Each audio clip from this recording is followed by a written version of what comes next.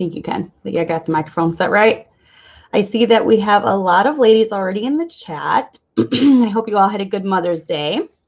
We had a pretty good Mother's Day. Busy, very, very busy. I actually took a... Okay. So before I get into the topic tonight, make sure to do all that good stuff. Subscribe, like, do all that good stuff. Text Gently Led, all one word, to 31996. And you'll get text reminders. I just sent out 81 text reminders. So hopefully people start showing up here in a few minutes. We've already have a handful, but so I have a big prayer request for you guys. I actually didn't feel very much like having a show tonight. And it's just because I've been I'm just going to share a little bit of my heart with you here, but I've been very, very burdened for my state and our country lately. And I just feel it. If many of you know, I live in Illinois, and during this whole stupid coronavirus thing, Illinois is one of the ones with the worst governors that is taking control. And I've stood against it since day one, because I've never felt as if the government had a right to dictate when churches could meet. You know, they can put recommendations out there, allow each pastor to, you know, decide what to do for his congregation, which measures he wants to take. But constitutionally, they have no right to shut down churches, you know, separation of church and state and all that. We've never asked permission to do a church service, and we never should have to ask for permission. So I've been against it since day one. And I try to keep Gently Led Sisters more about encouragement. So, you know, I share my own thoughts on my Facebook page. A lot of the posts are public. If you even want to just go look at it and see my perspective on everything. I'm very passionate about the subject. But I just read a news article today where it's already looking like Pritzker is going to extend from mid-May our lockdown order. We're supposed to be on full lockdown here in Illinois, which includes staying at home constantly, mandatory masks, which I have not worn one. It is May 11th. It has been in effect for almost 2 weeks now, and I refuse to wear one based off principle. And so I've been going into Iowa for my shopping. We only live about 30 minutes from the border. So I've been going into Iowa, but it's looking now like he's already prepping us for another month of this. And it also means no church is supposed to be gathering. Now, most of you know that we have continued to hold church. And we said that we would keep an open mind. If it ever came down to it, we would shut our doors if people were dropping like flies, you know, around us. Our county has not been hit very hard. And, you know, we're rural country, so things are more spread out. We're not on top of each other. We're in the country air. I think that has a lot to do with it. So just be praying. This is my prayer request. This coming Sunday on May 17th, there are between 50 and 60 IFB churches in Illinois that have said enough is enough. We are going into month 3 now of this lockdown, and it looks as if the governor will extend it another month. And he has come out and said, out of all the governors, he is the only one so far that is saying this. He is saying that he will not allow anything to happen. No gatherings, no church, no school, nothing until a vaccine is manufactured or until the virus is eradicated. We all know you cannot eradicate a virus. So there are over 50 IFB, Independent Fundamental Baptist preachers across Illinois, that have said the time has come. This is ridiculous. It's apparent now it was overhyped. The projections were way off. This virus is no worse than the seasonal flu, which coincidentally enough, the flu's pretty much disappeared when it was flu virus. So that's another thing that makes you go, And I've done a lot of research into all this, and you can read about it on my Facebook. I don't want to go into all that, but pray for us in Illinois this Sunday. We're calling it Reopening Church, and there's quite a few very large churches that are in the spotlight right now. They have written a letter to the governor. They have legal backing, and we are reopening across the state. Our churches, no matter what the governor says, come hell or high water, we are opening. A lot of police have said they will not bother us because they realize that it is unconstitutional to shut down churches, but just pray for the churches of Illinois on Sunday that are opening up. Pray that the police officers will stand by their word They will remember the oath that they took to uphold the Constitution. And just pray that this will encourage and embolden other believers. One of the ones that actually started this all was a non-denominational pastor. He filed a lawsuit against Pritzker because Pritzker had outlawed, and you have to remember, this is another side note, an order is not a law. Governors don't just get to make up laws off whims. There are checks and balances. There's a system that we follow.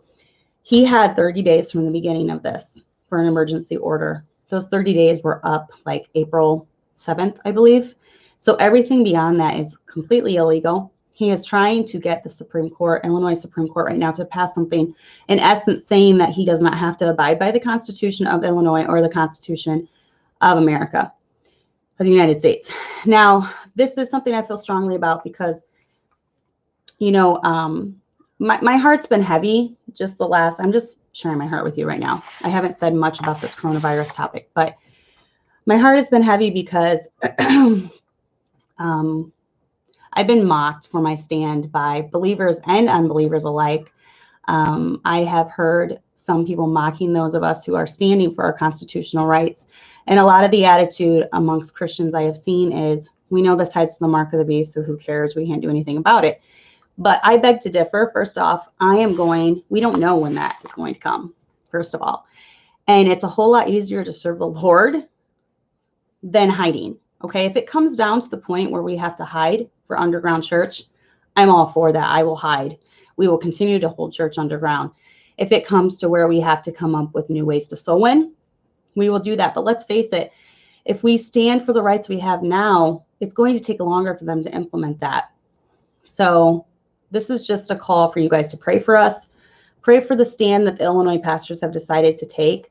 Pray that more would jump on board and that they would deem church essential. I have been saying church is essential from day one. So I'm just sharing a little bit of my heart with you. And I was feeling very, very down today about it all. And that's why. That article didn't help that I read, where he's just going to keep stretching this out. He's got complete power right now, and I don't understand it because it is unconstitutional and illegal what he's doing. So there are lawsuits pending against him right now. He just had a defeat in the Illinois Supreme Court today. So I'm praying that it goes all the way to the top and it will free us Illinoisans. So pray that that works. Pray that he gets impeached or thrown into jail, or God strikes him dead. I'm serious, or something, because this has gone way too far. It's not about a virus. My personal belief, it was never about a virus at the beginning. And he's just taking complete control, and it is tyranny right now. So yeah, Illinois is terrible. It is, I believe, right now the worst state out of the entire nation as far as governors go. The things he has said and the things he has threatened. He just came out today and said that if people defy this, they will be in jail, which is completely unconstitutional as well. So pray for the pastors. Pray they don't get thrown in jail, although most of them are ready to go. My husband is ready to go to jail. I would go to jail for this. This is a battle I'm willing to fight because I am concerned about the rights for my children and my grandchildren. And most of those are God-given rights. And God has told us to go forth and soul win and reach the world. God has told us to assemble together. So this is all getting in front or in between those rights. So I do believe it is time for Christians to rise up, let their voices be heard. And like I said, I try to keep most of that stuff off this channel. But I just wanted to mention that because I want all of you praying. Pray for us on Sunday. So pray for all the other Illinois pastors on Sunday that will be opening their doors, and the parking lots will be full, and it will be apparent what is going on there. So anyways, let's get into our topic for tonight, though. So I'm going to be talking about this. This was another subject that someone asked me to talk about, and it is what to do if you're a disappointment to your parents as an adult. And I know that all of us as adult women, we really want to make our parents happy. It's something in us that never goes away. I mean, from the time that you're little, you want your parents to be proud of you. You know, if you do something important, you look over at them for their reaction. You want them to be super proud of you. And you're looking for that approval. And that doesn't just go away because you become an adult. You know, every daughter wants their mom to be proud of them. And every son wants their dad to be proud of them. And vice versa. I'm going to say my dad was super good at this. Now, I wasn't quite an adult when he died. I was only 17 years old. So I never really got to experience his approval as an adult. But I will say that when I was growing up, he was always so good about telling me how proud he was of me, how much he loved me, and things along that nature. So I had a very good relationship with my dad, but he did end up dying when I was 17. Now, I believe I was old enough to where that didn't give me daddy issues or anything, because I had such a strong relationship with him, and I was right on the cusp of adulthood when he died. So I was pretty secure in his love for me and everything too. But then my mom got remarried about a year or two later, something like that. And I've had a stepdad ever since. But oh, someone just mentioned we're planning to open this Sunday as well. Good. I will be praying for you. Liberty Baptist. I like the name. Liberty Baptist in San Jose, California. There are many, many California churches that are also getting to open. I think 2,000 are planning on opening on May 29th. So also be praying for the ones in other states who have tyrannical governors, and they are getting ready to reopen. So let me see if I missed any comments. Okay. I think that's about it.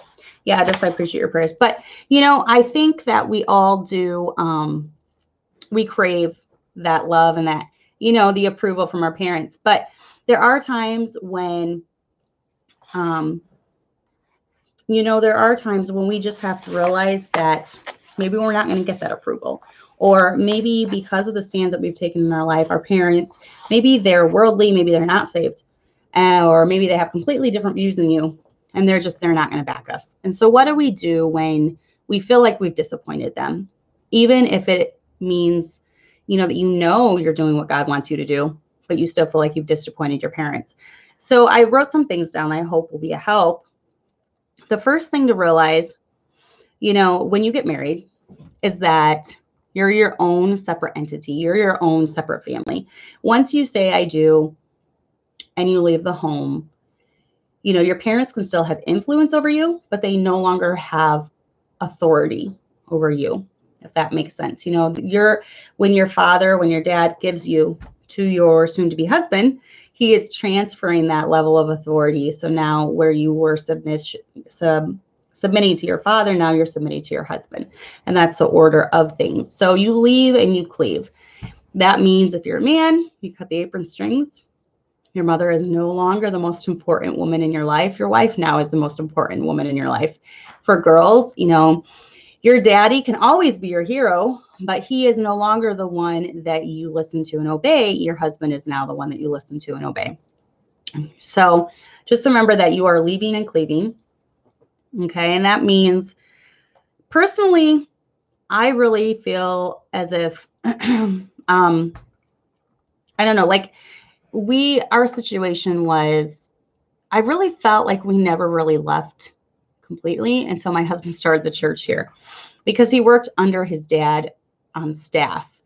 And that was really tough, because my husband went from being in the house and being under his dad's authority as a son to getting married, having a wife and having a family, but now still being under his dad's authority as an employee. And it was not the most ideal situation. It definitely caused a lot of friction at times in our household unit. And there were times that his dad definitely overstepped his boundaries because of that, using the I'm your boss card. And so ideally, I don't recommend that situation to anyone. If you work in a family business, that's fine. But I don't feel like it's ideal, if that makes sense. So I truly believe in leaving and cleaving. So I truly believe in the son, if he wants to be a pastor, maybe branching out and going on staff at a different church, not being under his dad. For us, that, your life experiences shape your opinions. And for me, I would just not recommend it based off of our experience. So once we moved here and started the church, I felt like we finally were, leaving and cleaving. And it actually helped the relationship quite a bit between in-laws and us. So I definitely don't feel like we reached that point until we moved here to start the church. So just remember that your parents give up all rights to tell you how to live your life after you say, I do. Okay. And I'm not talking about advice. Obviously, advice is different. Ask for their advice when needed, but they're pushing boundaries if they force their advice on you, or they just expect you to listen to everything that they tell you to do because they are your parents. So there is a big difference there. And I recommend asking your parents for advice. Obviously, they're always going to be older than you. They've been around longer than you. They understand some of the things maybe that you're going through. And so it's always good to ask for advice. But if you are an adult, let's say you are an older parent now and you're getting to the stage where you have adult children, and they're getting ready to get married and leave the nest, I would just recommend for you, don't try to ever force your opinion on them, force your beliefs on them, force what you think they should do. Let them come to you and ask for advice. Tell them, I'm here anytime you need advice. If you want to talk, I'm here. But I would definitely treat them like adults. Treat them like the adult that they are.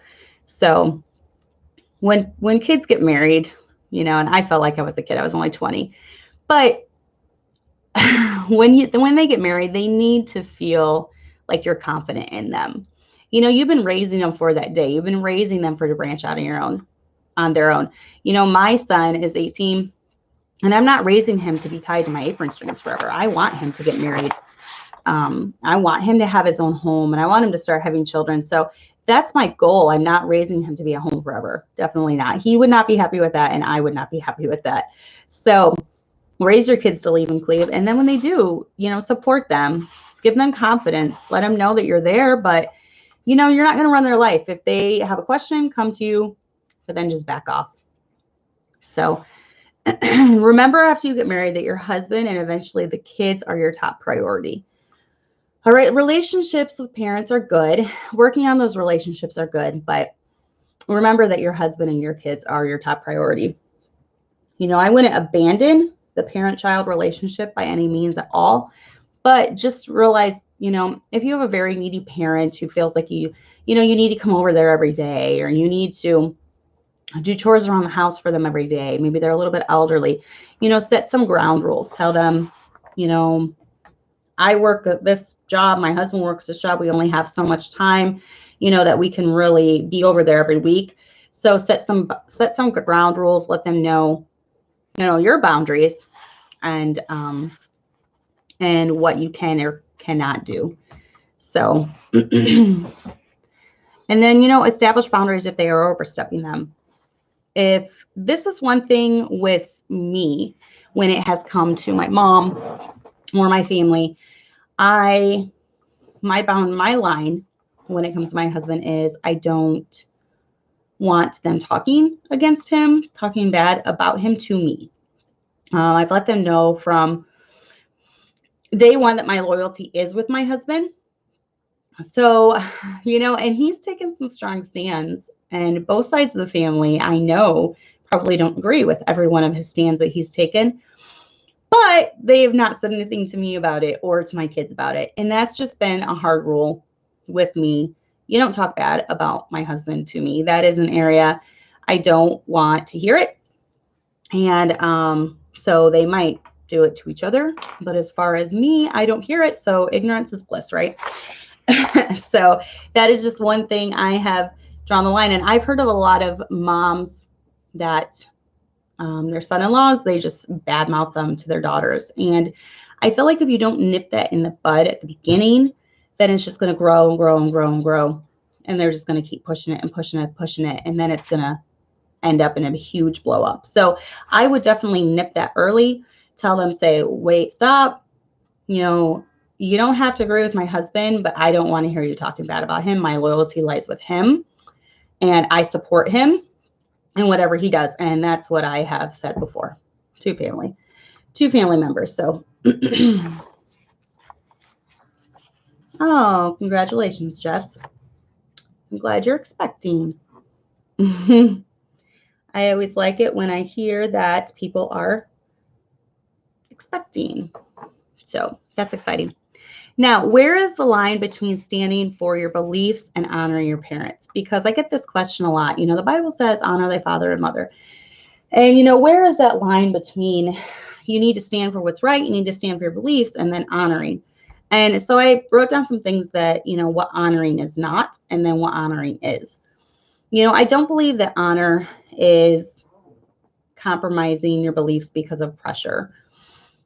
Okay, and they might try to make you feel that way. Like, you know, well, you're just disrespecting me because I think you should be, you know, you're too strict in this area and I think that's overboard. So you should just honor me and, you know, do what I'm saying. It's honor is not compromising your beliefs because of pressure. You know, if you have a belief that you hold dear, you know, stick to it. And then your parents can either work with that or ignore it. But you do not have to fall in line with what they think because you think that's honoring. Also, honoring is not going over your husband's head to listen to parents. If your husband has said, our family is going to do this, and your mom says, that's stupid, that's ridiculous, that's too strict, you know, you shouldn't listen to him. Don't feel like you are honoring her by going against your husband, you know, because the Bible is explicit that we support and follow our husbands, obey our husbands and what they decide. So your mom's opinions do not take precedence over what your husband wants. So, you know, honor is not standing your ground on beliefs. We've had a few hard rules in our home that really haven't changed when it comes to different beliefs and standards, and our parents have never pushed it. Neither one of them have ever pushed it. So they've been really good in working with what we want. In fact, even when it comes to like movies or something, if they're staying over there, you know, my mom or my husband's mom will text me and ask about a movie.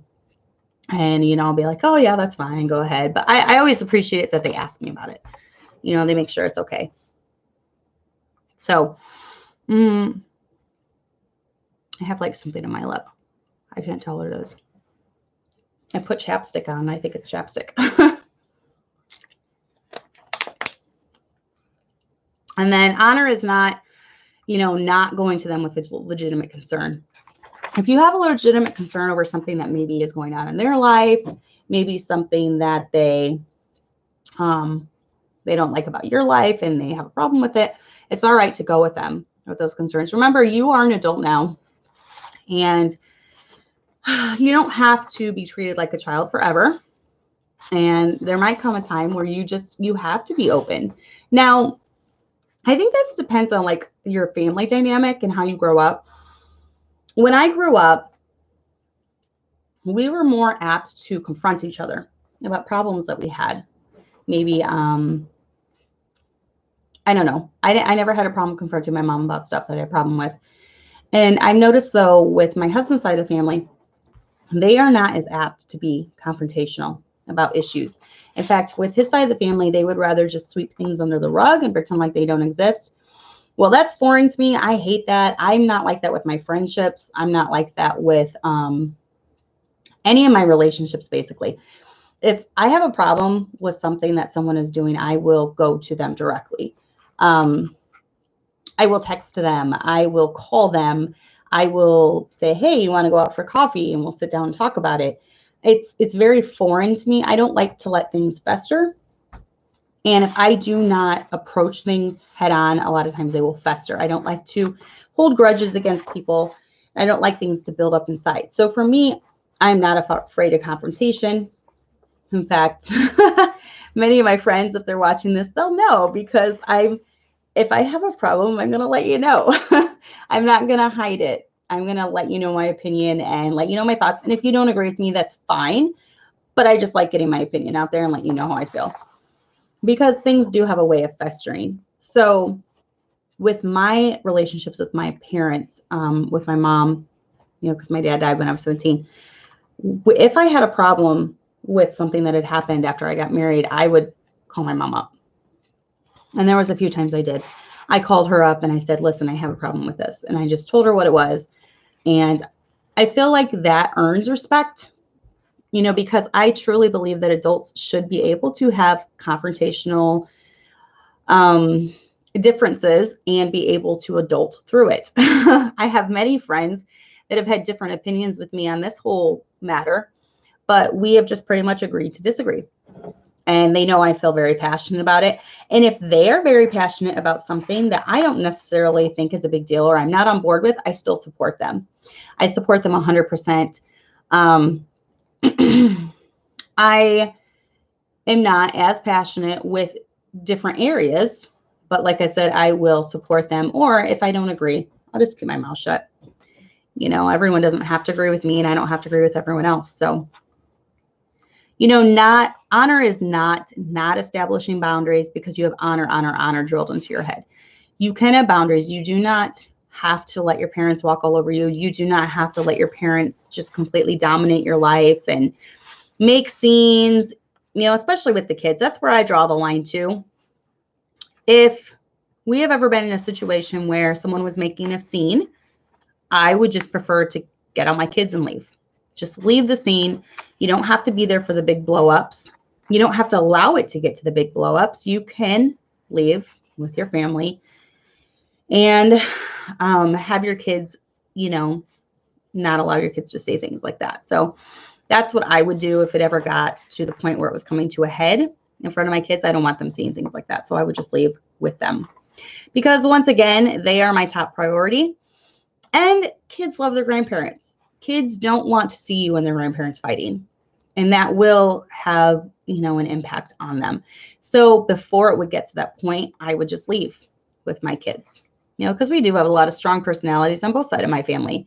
So, yeah, I would just leave if it ever came down to that. So let me see, make sure I'm not. Jessica said, one bit of advice my dad gave me when I was getting married, never talk about problems with your husband, with your family. Exactly. You're going to get in fights with your husband.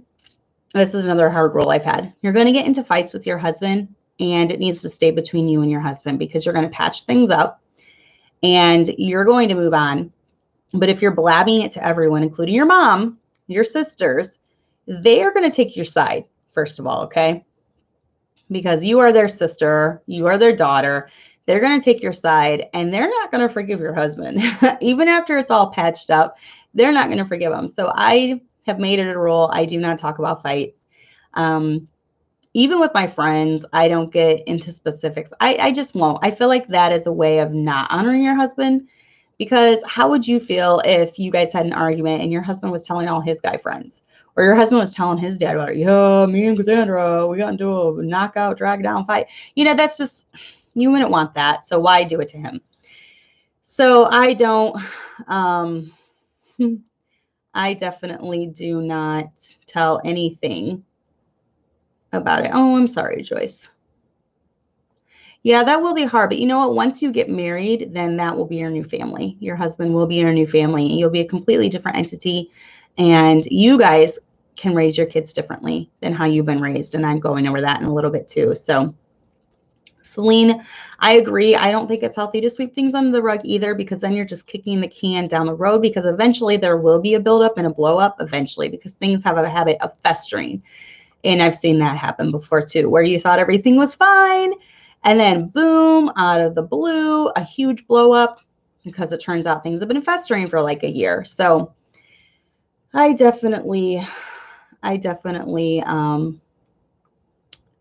yeah, agree that it's not healthy to sweep things under the rug. Recommendations for newly saved parents discussing leaving and cleaving with their 18-year-olds. Mine seem against it. Recommendations for newly saved parents. So, okay, so are you the child in the situation, Andrea?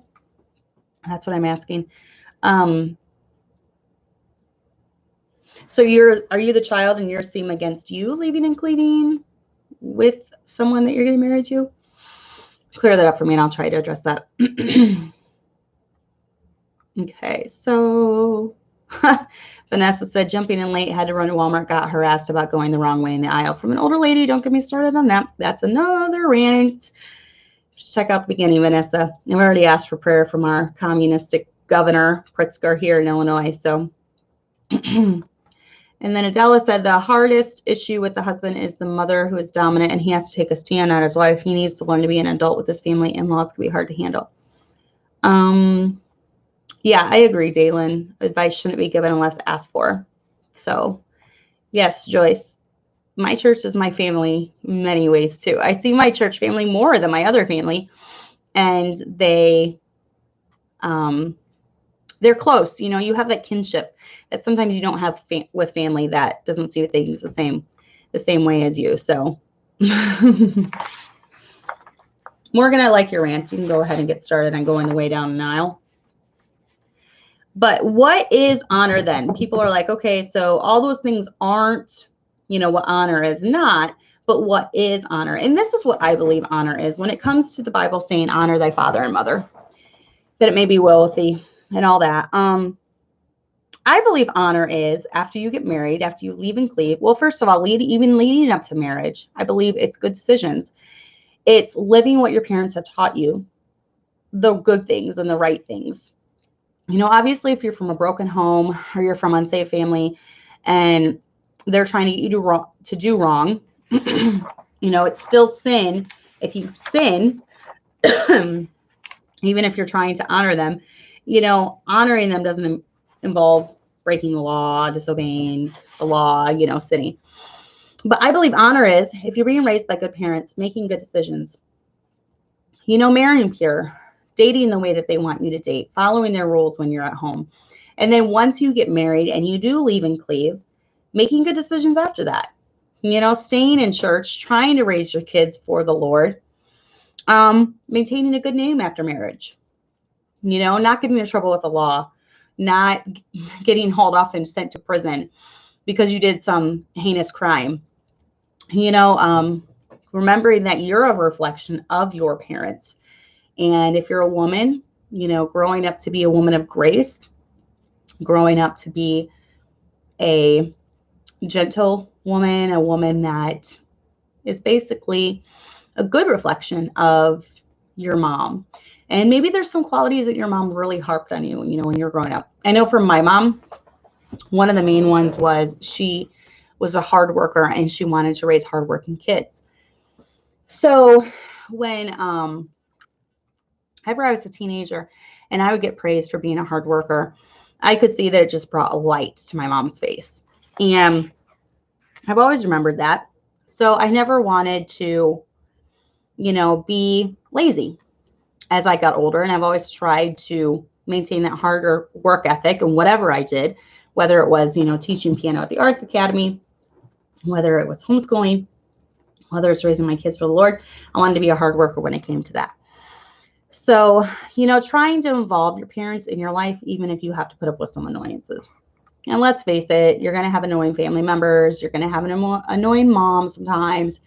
But, if it's just tiny annoyances, putting up with it, because all of us are not perfect.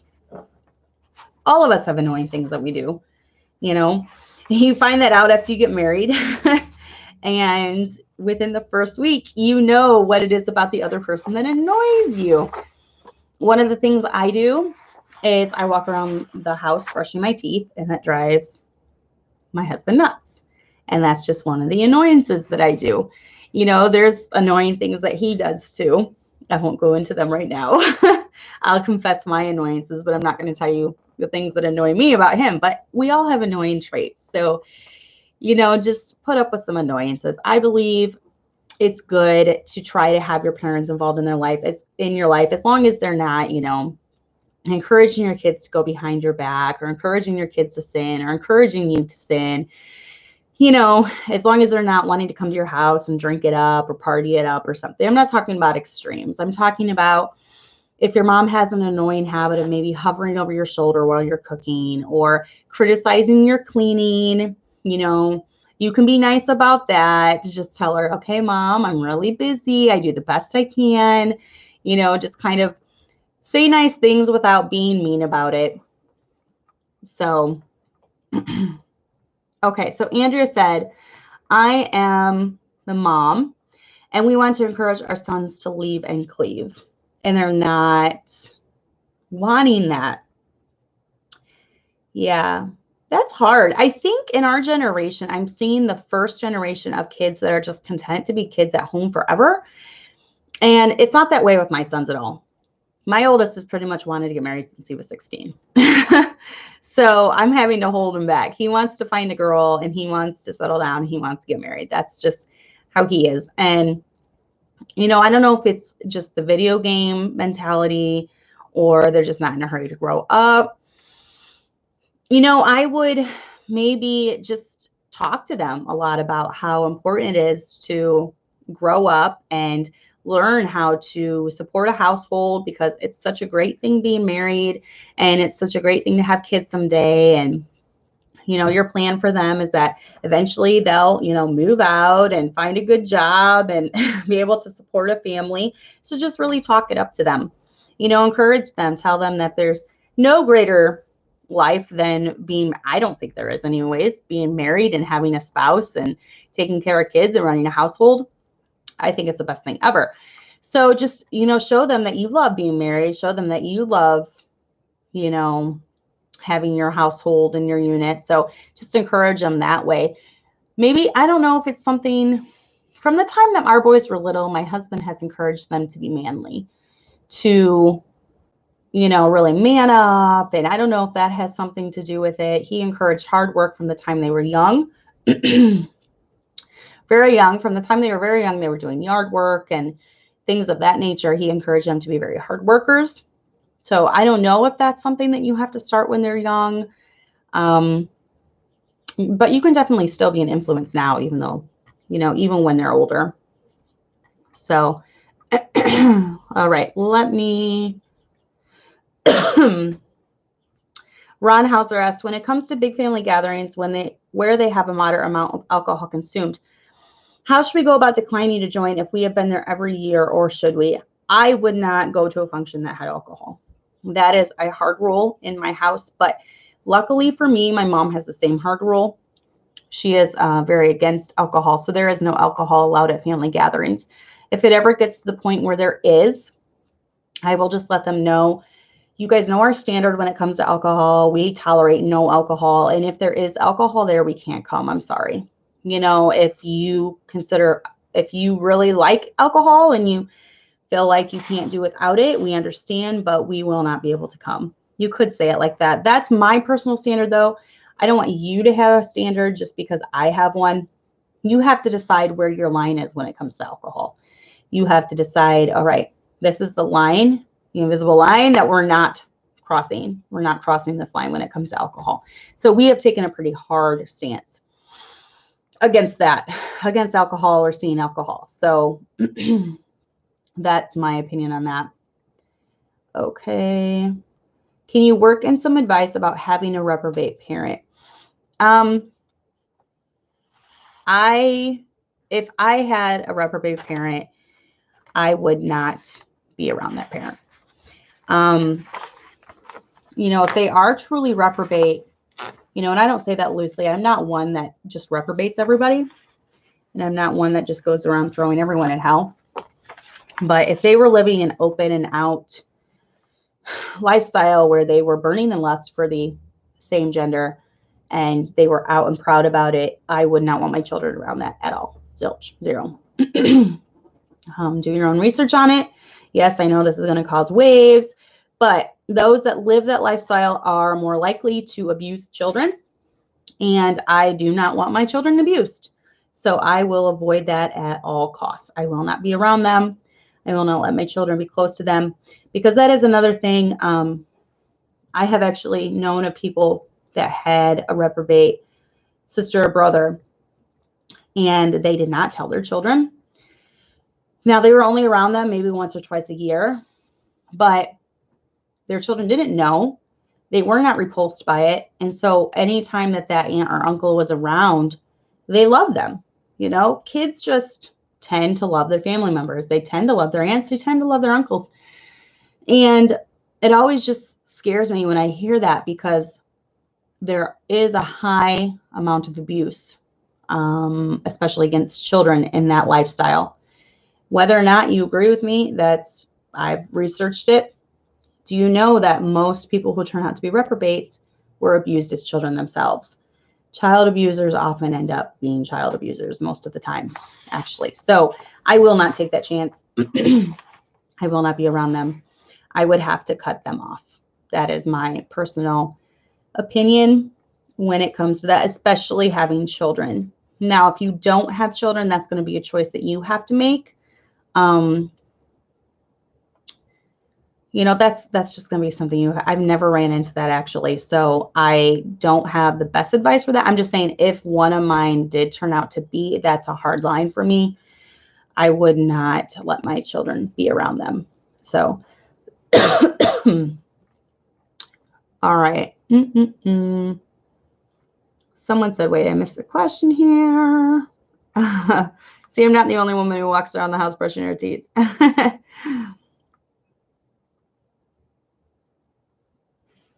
And then Jessica said, make plans to spend the day with friends or even just immediate family. Start your own family tradition. You could do that.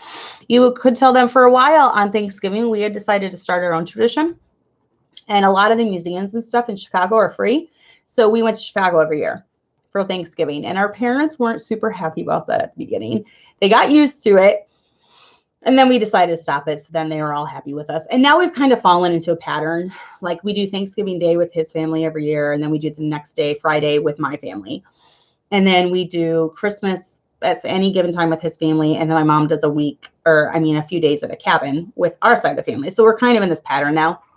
But when you're first married, that can be hard to like figure out all those different holidays and stuff. So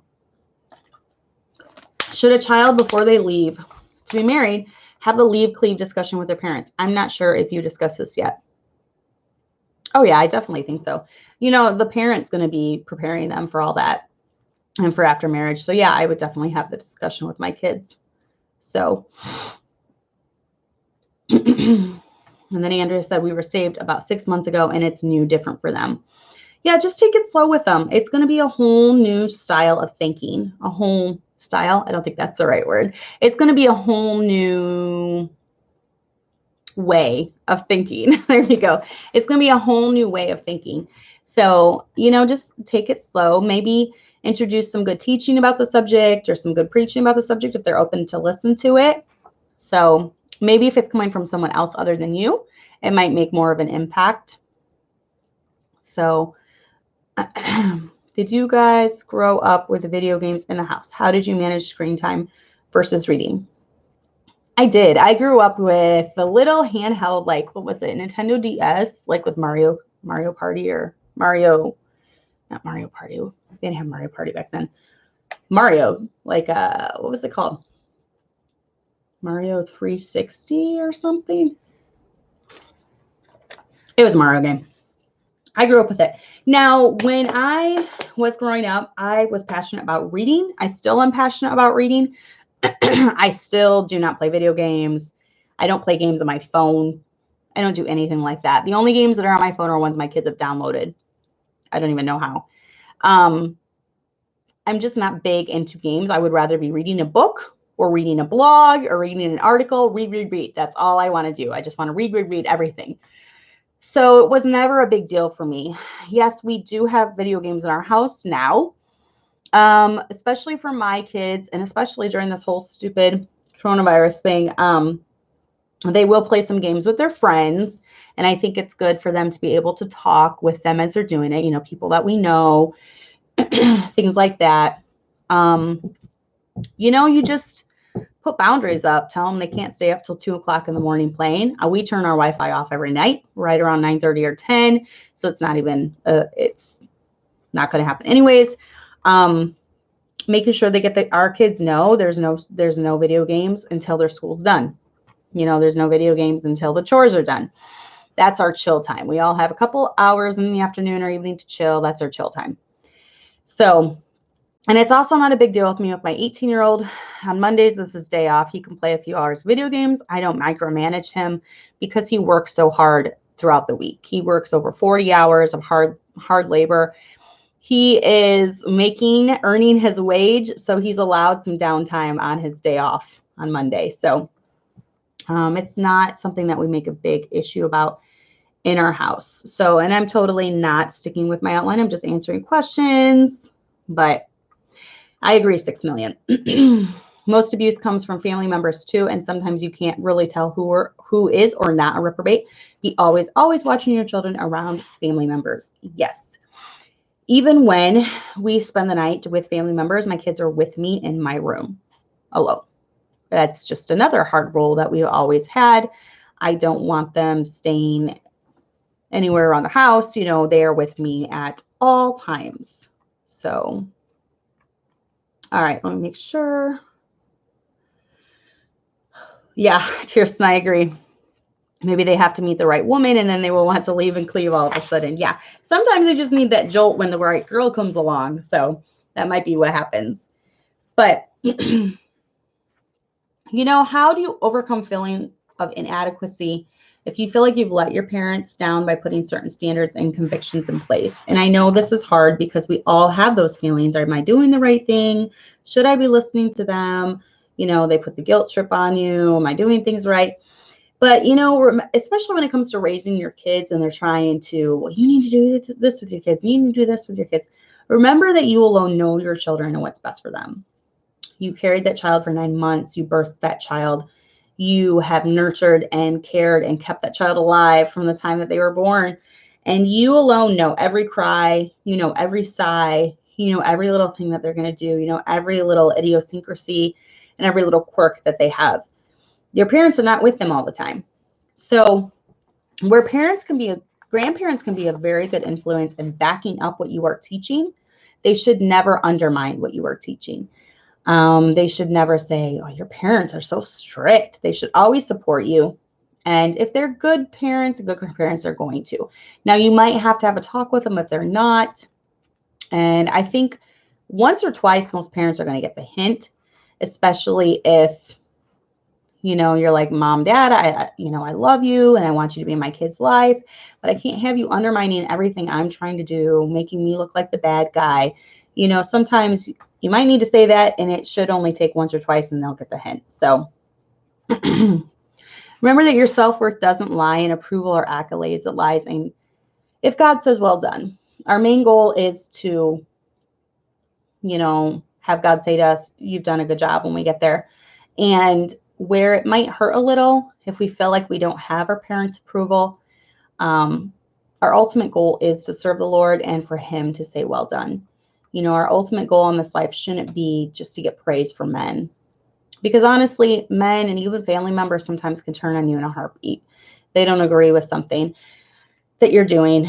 I have seen that more than I ever have in my entire life. And it's making the Bible come alive during this whole virus thing.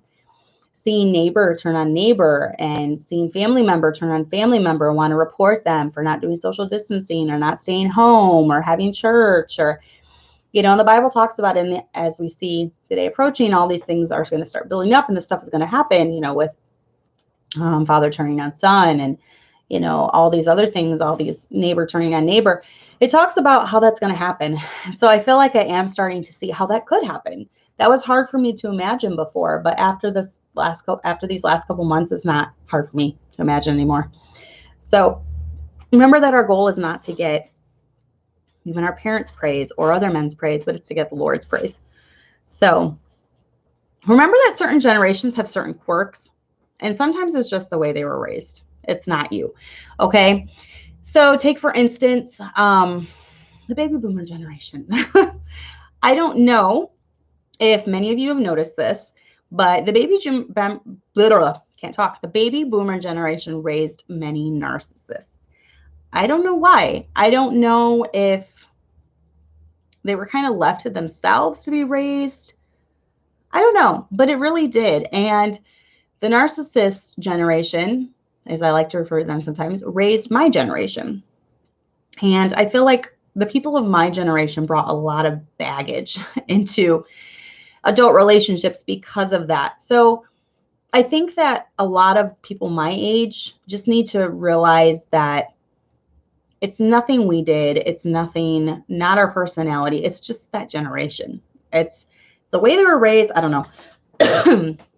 It's weird. I've been kind of like noticing things with the baby boomer generation and then my generation. So for me, I have just dealt with any baggage that I've had. I've forgiven. I've forgotten and I moved on, you know, and I still see a lot of women my age dealing with baggage from the way that they were raised. And, you know, I just want to tell them you're going to feel so much better if you just forgive and forget and just move on. Just have a clean slate. You're an adult now. You know, you're in a relationship with a man who loves you. You're raising kids who love you. You're fine. You're loved, you know, just, it's not you, it's them. So sometimes just realizing that it's not you or anything you're even doing. It's the fault lies on them. So stop beating yourself up about it. Stop blaming yourself. Yeah. Okay, boomer. Exactly. You know, it's just, don't let it cloud your emotions for future memories. You know, I've noticed as I've gotten older that relationships just get better. They're not getting worse for me. They're getting better across the board. You know, with my in-laws, with my mom, my stepdad, siblings, they get better. They're not deteriorating. So one thing is just because you just have to forget the past when it comes to different things, different times you've been hurt. Just forget about it, move on, and don't let it hinder you from having good memories in the future. And it's going to be important for your kids too. They want you to have a good relationship with your parents. They love their grandparents. There's something in them, just like they love you, they love their grandparents. And grandparents often are able to relate better to their grandkids than they were their kids. They've learned a lot more. They've learned from their mistakes. They've realized they made mistakes. And so they want to do better with their grandkids. So, you know, don't hinder your kids from having a relationship with your parents because you have hurt feelings and, you know, bad memories and, you know, they could have done things better. So, you know, don't hinder your kids from having a relationship with their grandparents. Remember to find your self-worth in the Lord. That's where our self-worth lies. Even, you know, as a married woman, my self-worth doesn't lie in my relationship with my husband. My self-worth doesn't rely in my relationship with anyone other than Jesus Christ. And him is who I find my self-worth. So know why you believe what you believe and stick to your guns is going to build self-confidence.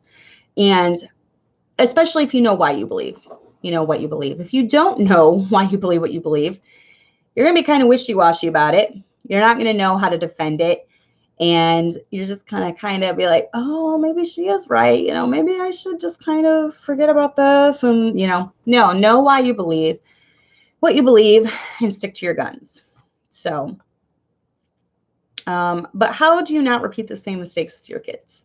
You know, because this is one of my defining things of my own motherhood is that I've tried to, instead of focus on maybe bad memories in my past, like times I was hurt by other people, I try not to focus on those, but I try to learn from them. I try to learn, okay, I didn't feel good when this happened to me. So how can I avoid making someone else feel the same way?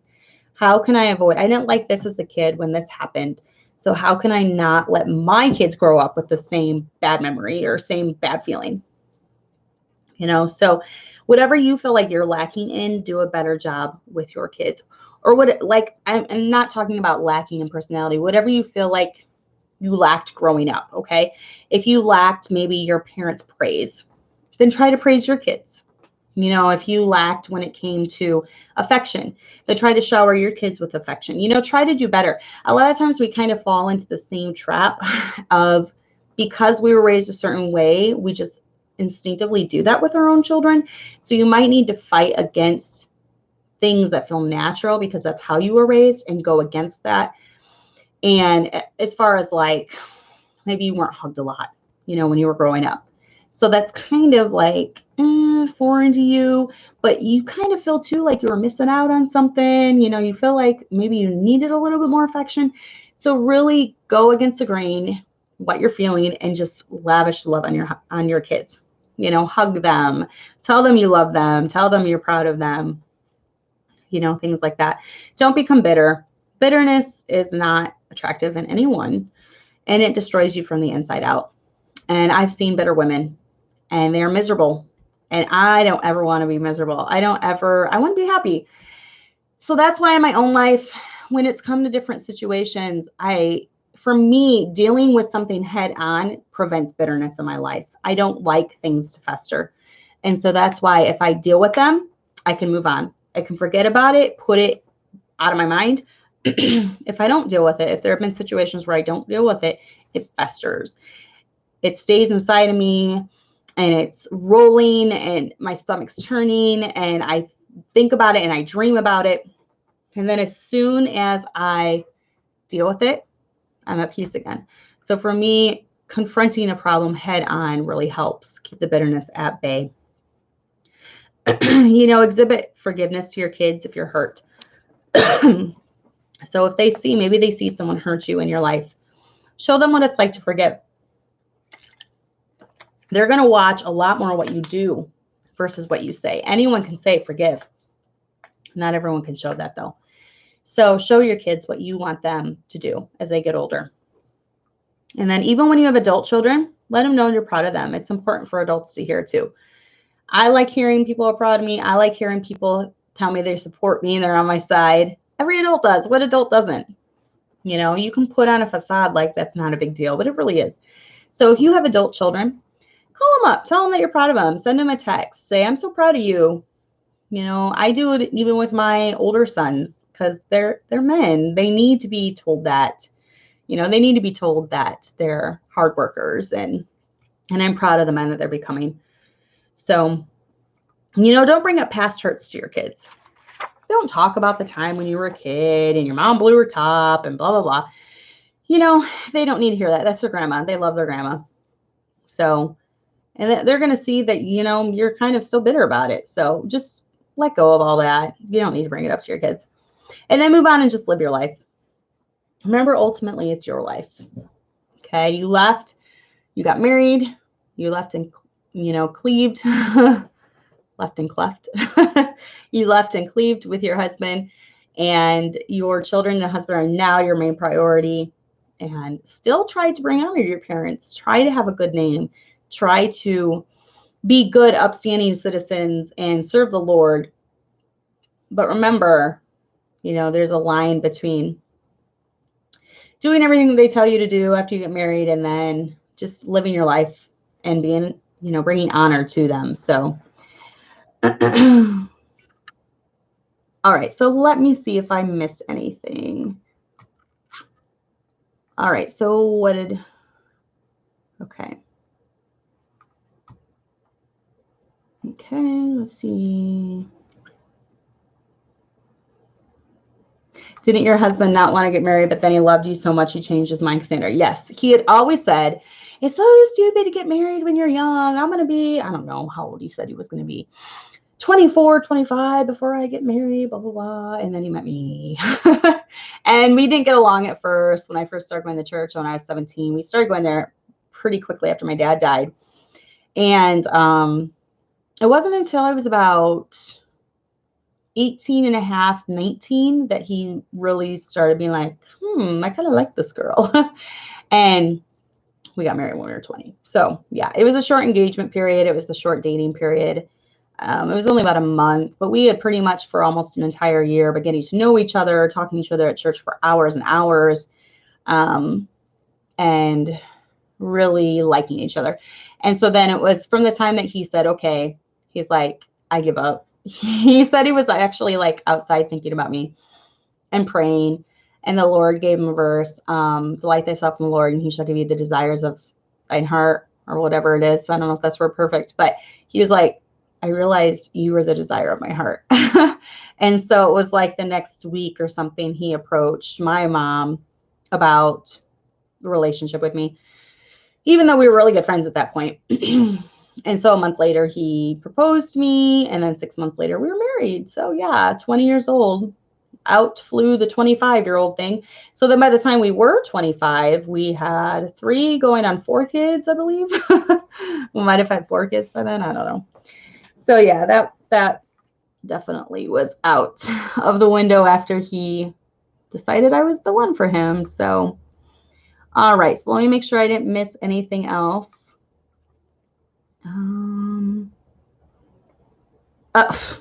Jessica said, we can't let my sister-in-law around our kids without one of us being present, since she straight up told us she would go against her parenting. Nice. Well, at least she was honest and told you.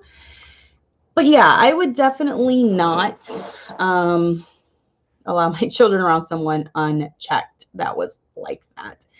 I would be there so I could loud and clear disagree with anything she was trying to program my daughter with. That's just me. So that's what I would do.